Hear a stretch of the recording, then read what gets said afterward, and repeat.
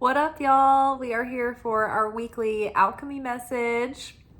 We are taking a look at the process as we've been approaching our spiritual lessons for this week.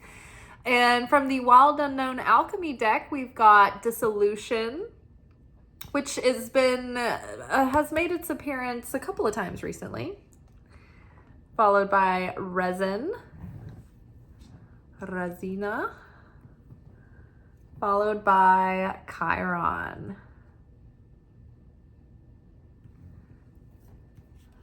Underneath Dissolution, we've got Ace of Swords. Underneath Resin, we've got Wheel of Fortune, which Wheel of Fortune came out this week in our daily messages on Tuesday in our daily pick a card. So things are changing.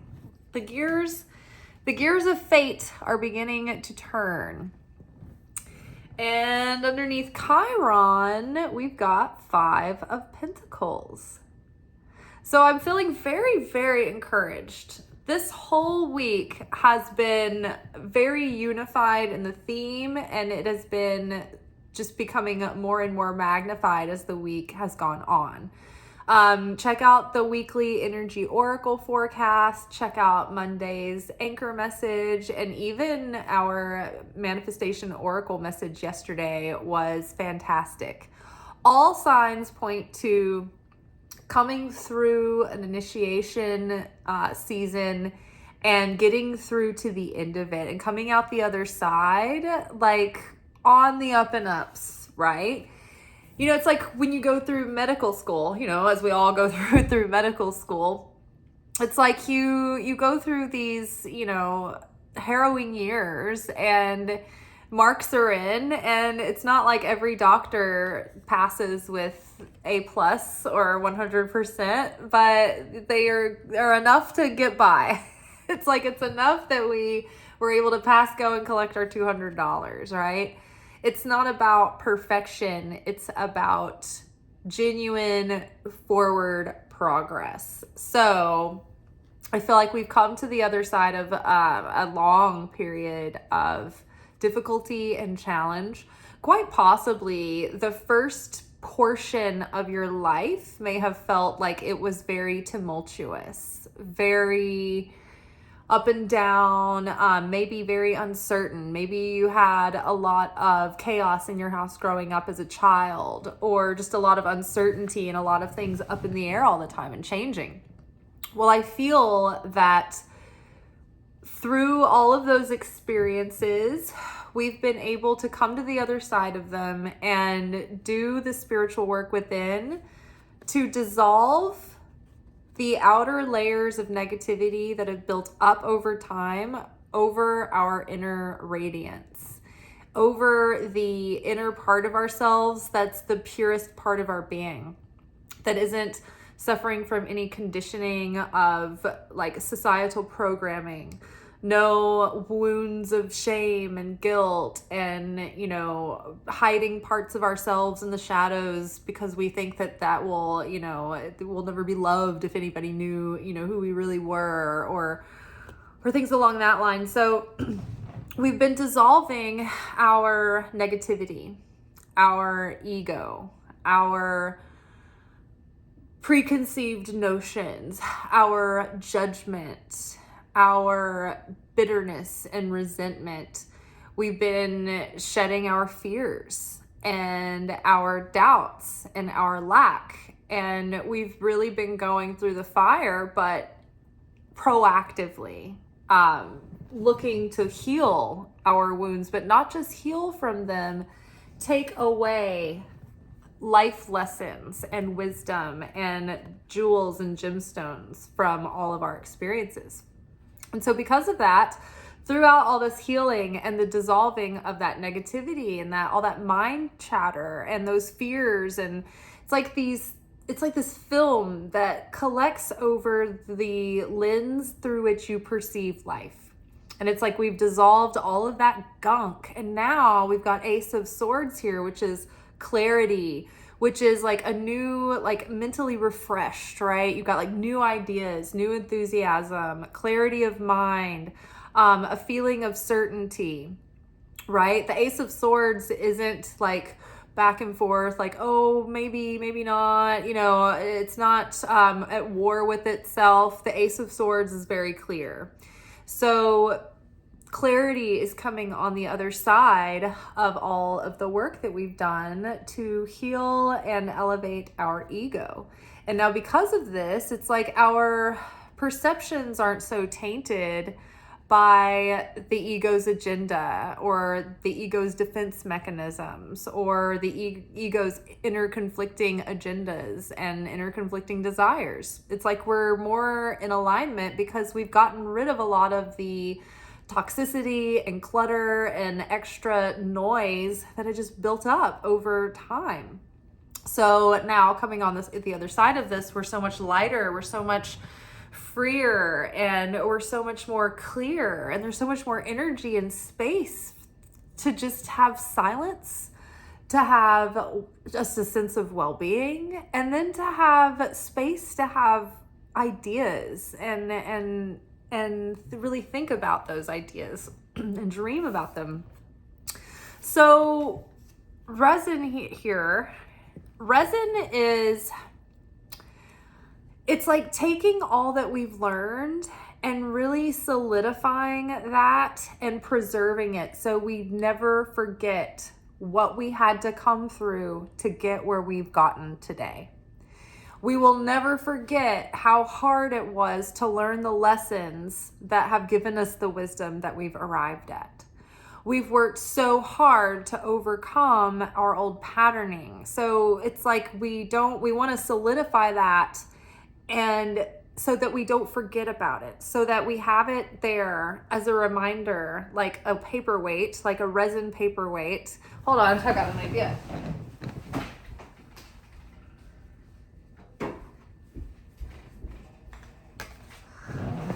So this is resin. This is a drowned spider I found in a bucket. And this is amazing. And I wanted to preserve it just like this. And I didn't want it to rot or decay or to get destroyed. And I didn't want to forget it. I wanted to remember it. I wanted to, to admire the spider in the way that it dried in such a fashion.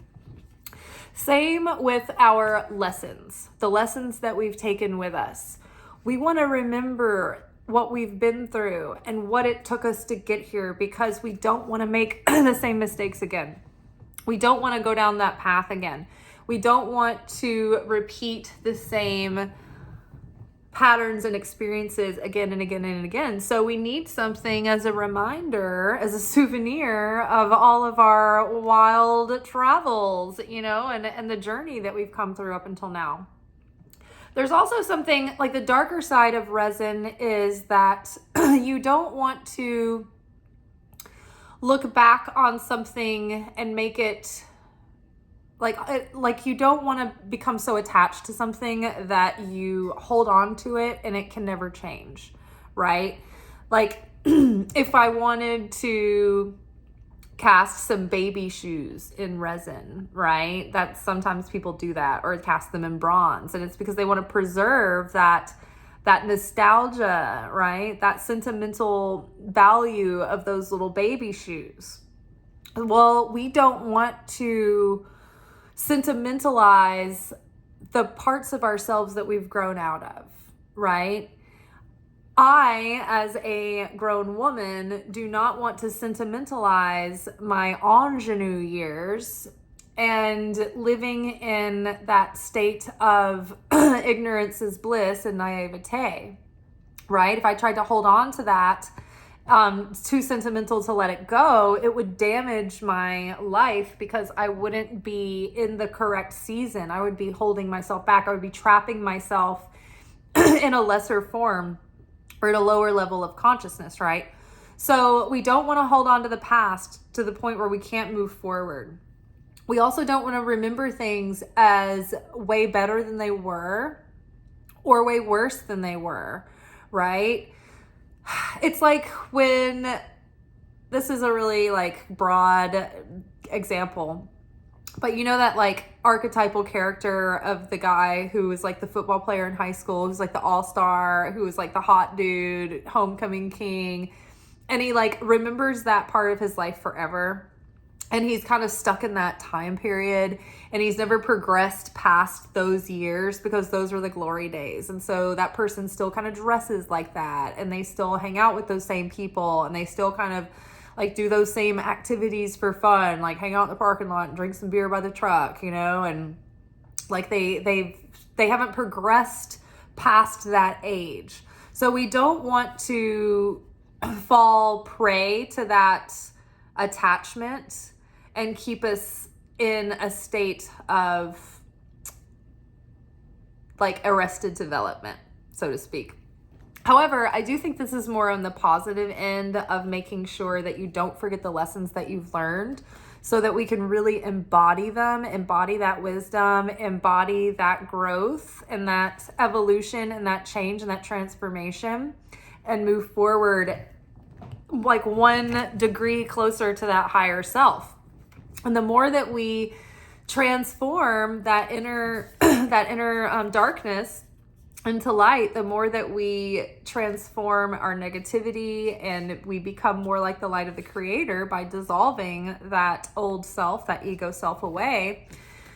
It's like tick by tick, our life starts to shift into a higher timeline, a higher destiny. We become more like our higher self, and instead of living out our fated life, the hand that we were dealt, it's like with every change, with every degree that we raise and get higher and more elevated, we raise our vibration, raise our consciousness, we also raise our destiny. And so we get, the script gets written every night for the next day. After like we go to sleep, our soul elevates into the upper realms, and we go before the council, our council of judges and our spirit team, and they review the plays of the day, and they give us like a miniature judgment day. And based on our merits of that day and our actions, our positive actions and our negative actions, that tomorrow's script gets written. And so your fate is the hand that's dealt to you if you never change any of your negativity. And you can kind of tell what that's going to look like by looking at your natal chart. It's like, hey, if you don't change yourself at all, like this is the trajectory of your life. This is the probability at this point. And so the more that we change, the more that we grow, the more that we heal, the more that we sacrifice our lower self, our ego, and embrace those higher virtues that are more like the Creator, that higher consciousness, then the Wheel of Fortune shows up, and it starts to, we get a script that's written, and it's like we get more blessings. We connect with our blessings because we're in a higher vibrational state. And because of that, we have more affinity with the light. And so like attracts like, if we're drawing closer to the Creator because of our resonance, then we fall under that protection and provision of the light. The light is always emanating and giving and sharing, but depending on the state of our vessel, we may or may not be able to connect with that light, and we may or may not have an open or closed vessel. You know, it might be shut down, or it might be like leaking out everywhere, depending on the level of our faith and our self-worth and our level of self-mastery.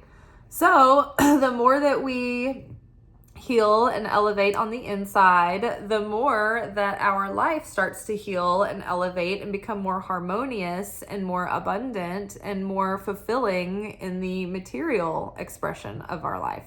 So you do the inner work, the wheels of change start turning.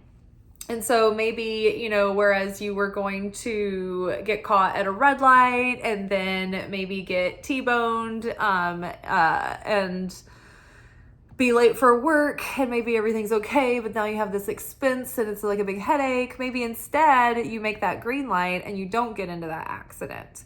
You know, it could be major and minor things, who knows, but it's just like every little shift shifts you into a better tomorrow. Now, some things in our lifetime time are like guaranteed. Like those moments are destined to happen and we can't change them either way. Those are like the plot points in the script. But around those plot points and then around the outline, it's almost like Curb Your Enthusiasm. The show where, if you don't know Curb Your Enthusiasm, the writer of Seinfeld, it's like a reality looking show, like a mockumentary style show that follows Larry David, the writer of Seinfeld, through his life, and he interacts with his celebrity friends, and people play themselves, so it feels really real. And it's mostly an improvised show. Like they have outlines of the scenes, outlines of the episode, and they have plot points, like major things that they have to accomplish and get to within the scenes. But otherwise, they're free to like come up with things on the spot and improvise. That's basically what life is, in the spiritual sense. It's like we're here, we have an outline that is going to be the framework of our experience in life. We have plot points that we are guaranteed to get to in our story. And otherwise, it's like it's about the improvisation, right? Each experience that we have, that we go through our day, it's like a different scene, right? We're in these scenes with people. How are we responding? How are we, improvising in this scene? So that determines, kind of the next day. So then we have our Chiron here with 5 of Pentacles.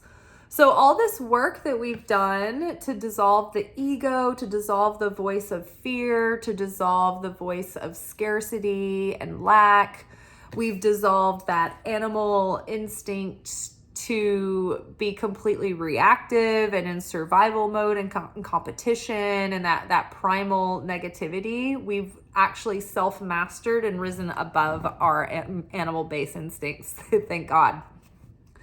So, and then we've solidified those lessons so we don't forget them, and we're really embodying them, which is changing our fate, changing our destiny. Chiron is the wounded healer. And with the Chiron myth, the idea is that where we are wounded, like the most poignantly, our most famous wound in our life, or the most thematic, the strongest theme of our wounds, those deep, old, ancient wounds are the ones that end up revealing the most light to us. Like the Rumi poem, the wound is where the light enters. Is that what I can't remember, but something like that. And that's so true. And that's the idea behind the myth of Chiron. Chiron was Saturn's rejected son. And so Chiron, because of this rejection wound, it broke him open, and he learned how to heal that wound. And because of that, he became a teacher and a healer for others as well. So the key to our healing is found in that wound and that pain. So getting to the other side of this, dissolving the ego's perception and relationship to that wound, and then adopting the higher self's understanding and perspective on the other side of that wound, and really taking that lesson in and learning to even appreciate the difficult times that we've been through because of the way that they have helped us overcome this 5 of Pentacles, this spiritual poverty, this fear, this lack, this doubt, this scarcity. Our healing our wound has taught us how to connect with the light. See, the 5 of Pentacles is a state of being like in spiritual poverty and exposed and left out in the cold and vulnerable. This character is completely like turned their back on the inner temple, right? The temple and all the light, right? The light is always emanating and inviting us into its sanctuary, into its warmth, into its shelter, into its sustenance. But we sometimes turn away in our distraction when we get too caught up in our suffering and in our pain. We get distracted and we turn away from the light because we're so caught up in ourself self-pity or in our whatever it is, the problem becomes so much that we don't see that there is shelter right behind us. We don't have to stay out in this blizzard. We can go into the temple. And so in traditional tarot, it shows two people outside of literally a church, and there's like lit up stained glass. Well, the inner temple is the heart. It's our ability to go into the heart and into that space of silence and to face the shadows there and to face the pain. And the only way we can purge our hearts of the pain is to be with that pain and to acknowledge that pain and sit with it. That's how we connect that pain with the light so that it can be purified, it can be purged, so that we can have clarity, so that our heart isn't like tainted and having like skewed desires and perceptions, and it's not misleading, right? The heart can be a very helpful guide, and it can be a very powerful information processor. But the heart has to be prepared for that and maintained. Guard your heart, because everything flows from that, right? There's a Bible verse that's really close to that. I can't remember the exact wording. But everything that we manifest, everything that we are putting out into the world, into our karma, into our tikkun, it's from the heart. It's coming from the heart. The heart is what's judged. It's where the heart is, right? That's what counts. So going into the heart, healing the heart, gives us, like, when our heart's at peace and it's at rest, then it's got more clarity. It can give us a more reliable message, more reliable guidance. Otherwise, we are dealing with a heart that is damaged or wounded or broken, and it's not giving us very reliable info. It's not having very healthy desires. It wants, what it wants, and it's wanting to survive, and it doesn't know what's best for it when it's in a damaged state. So healing the heart is something that we've been working on for quite some time. And so that healing has taught us to go within the heart, to connect to the Creator, to heal that space so that we can have a place to meet with the Creator and get that guidance from Holy Spirit, and get that comfort and that nourishment, and take refuge and shelter there. The Gnostic Gospels talk about the inner temple and the bridal chamber, and the bridegroom resting in the bridal chamber. Well, that's the heart. And that language is talking about having a deep sense of rest and peace within your heart, so that you can have fulfillment, but also so that you can, like, when you can't hear yourself think, it's like when your heart's in pain, your heart can't hear itself think, right? So as we heal the heart, as we find that bliss and that rest and that trust in the Creator where we can finally relax, we have so much more clarity. And then we can glean from the lessons that we've learned through maybe those painful or difficult or sometimes, confusing experiences. It's like we can come out on the other side of it healed, and then that becomes the thing that has taught us the most, but that also gives us the ability to help others heal as well. So very exciting week. The work that we've been doing is paying off. Things are changing. Our inner world is definitely feeling a lot different night and day. So it's only a matter of time before our external circumstances begin to start shifting and changing for the better as well. And so overcoming this poverty consciousness, overcoming our fears of lack, and our doubt that we'll ever get what we want. It's like fear is like the fear that you will lose what you have. Scarcity is the belief that you don't have enough. That's lack too. Lack. It's like there's not enough. There's not enough time. There's not enough me. I'm not. It's like inadequacy is the belief. And then doubt is like a fear that you won't get what you want, right?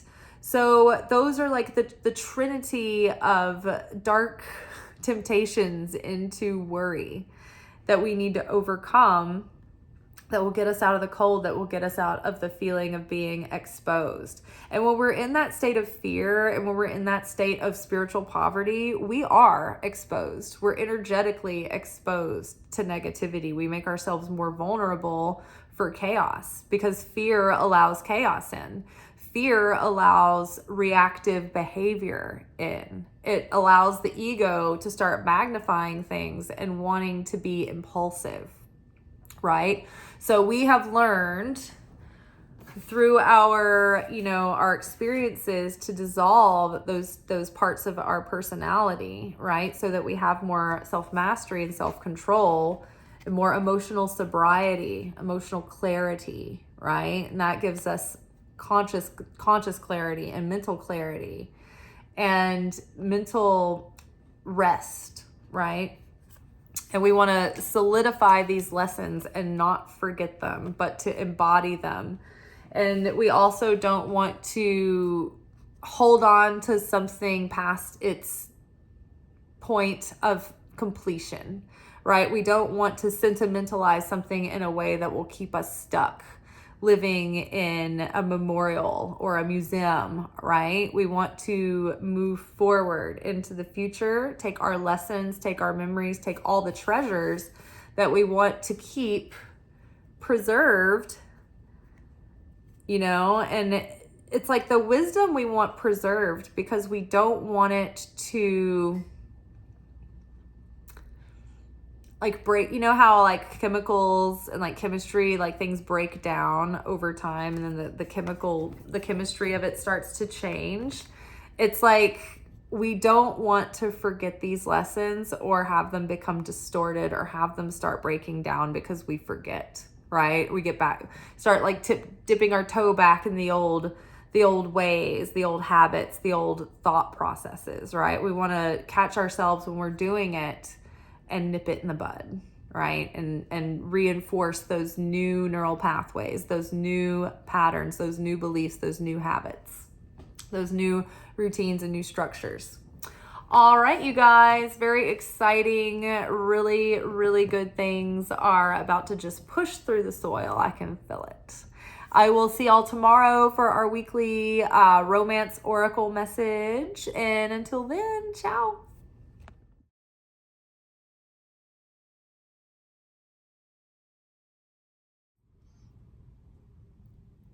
Thank you for watching. If you enjoyed this video and you got something out of it, then please give it a like. Subscribe to the channel. Turn on notifications to be notified of when I drop content. Like the videos, comment, share them. Anything that you do helps these messages get out to other people who need them. So you watching a video and taking an action on it actually makes a positive difference in someone else's life.